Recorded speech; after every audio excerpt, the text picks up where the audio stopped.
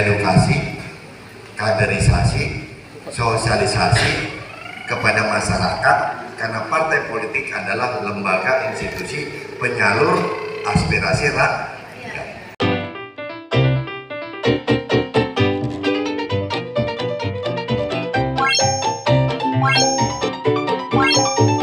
Anggota Komisi 11 DPR RI Agun Gunanjar Sudarsa berbagi wawasan kepada masyarakat dan pelaku UMKM dalam acara reses di Aula Desa Kalipucang, Kecamatan Kalipucang, Kabupaten Pangandaran, Minggu, tanggal 17 September tahun 2023 bersama OJK. Kegiatan sosialisasi yang dilakukan Kang Agun, sapaan akrab Agun Gunanjar Sudarsa, mengambil tema peranan OJK dalam mendorong UMKM di Kabupaten Pangandaran. Sebagai daerah wisata, Kabupaten Pangandaran harus bisa menjadi daerah yang memiliki peluang bisnis baik di bidang kuliner, pembuatan untuk cenderamata, dan usaha lainnya.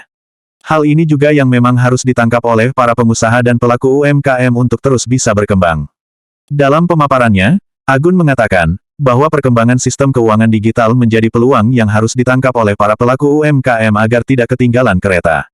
Berdasarkan data yang dimiliki oleh perwakilan Bank Indonesia Tasikmalaya, UMKM di Kabupaten Pangandaran tumbuh masif semakin banyak dan terbilang maju, bahkan ternyata sudah ada yang berkelas ekspor.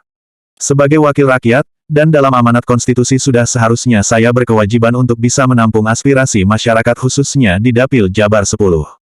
Makanya saya datang ke sini bersama mitra dari OJK untuk memberikan edukasi kepada masyarakat, ujarnya. Tambah Agun, ke depan dirinya berharap kepada pelaku UMKM agar sudah bisa menerapkan pembayaran dengan sistem uang digital. Pasalnya ini sangat penting dan menjadi tantangan perkembangan ke depan, apalagi sebagai daerah wisata. Sementara itu Gina, yang memberikan materi dari OJK Tasikmalaya, menjelaskan bahwa OJK terbentuk sebagai respon kompleksitas di sektor jasa keuangan. Yang mana Undang-Undang Bank Indonesia mengamanatkan pembentukan lembaga pengawasan sektor jasa keuangan. Dalam pemaparannya, ia juga mengingatkan akan investasi dan fintech ilegal, juga mengingatkan akan 2L yaitu legal dan logis. Pasalnya dari tahun 2017 jumlah entitas telah ditutup sebanyak 5.590 entitas. Total kerugian dari tahun 2017 sampai dengan tahun 2022 rupiah 123,51 triliun, investasi ilegal sebanyak 1.160 entitas, dan fintech ilegal sebanyak 4.265 entitas. Saya hadir hari ini di Kalipucang dalam rangka melaksanakan tugas konstitusional saya sebagai wakil rakyat, harus memberikan edukasi, literasi tentang bagaimana jasa keuangan ini terjadi di kalangan UMKM.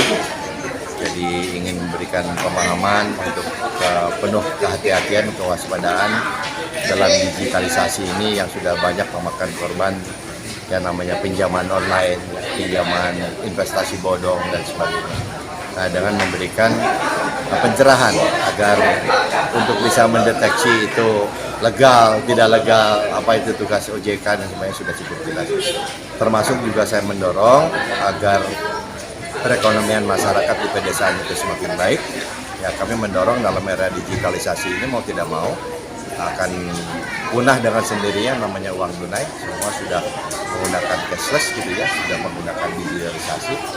Nah, untuk itu warga masyarakat saya dorong untuk bisa memiliki rekening. Dan kalau bisa di setiap desa itu kalau warganya sudah memiliki rekening desa, tidak ada salahnya kalau BUMDes juga diberdayakan.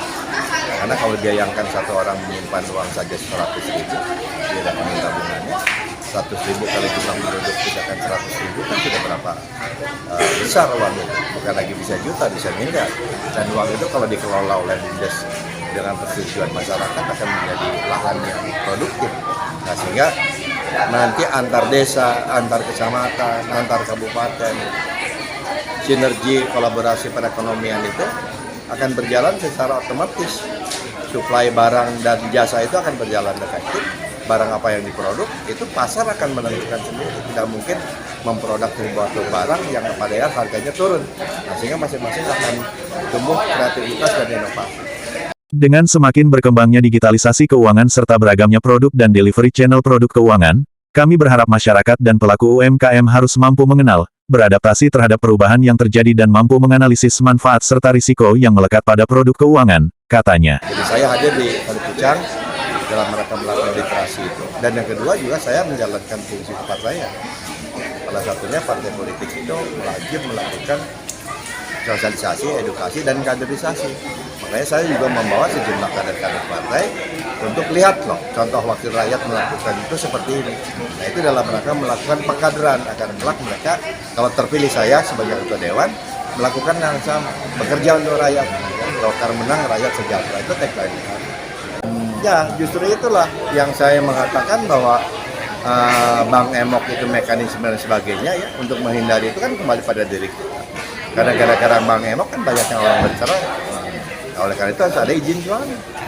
Kalau suami juga melakukan itu harus ada izin istri. Nah itu yang harus dikontrol oleh diri kita. Ini kan kadang-kadang belanjanya pun diingatkan bukan untuk belanja konsumsi pinjaman itu, tapi untuk belanja barang produksi untuk pengembangan usaha dan sebagainya. Jadi semuanya pada pengendalian diri setiap orang, secanggih apapun sosialisasi yang kita lakukan. Tapi kalau orang masih kemaruk, orang ingin serakah, ingin cepat ya pasti jadi korban. Abdullah Haris melaporkan untuk Global TV Aktual dari Pangandaran, Jawa Barat.